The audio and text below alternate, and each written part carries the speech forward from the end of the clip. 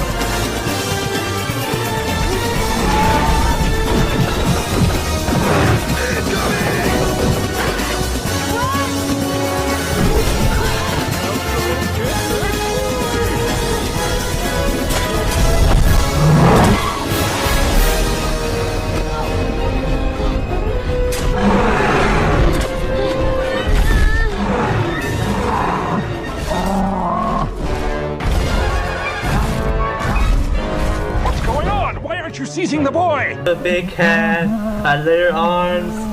I'm just not sure where this place went total. Master! Stupid! More have done! Him you can eat! Louis, run! Over!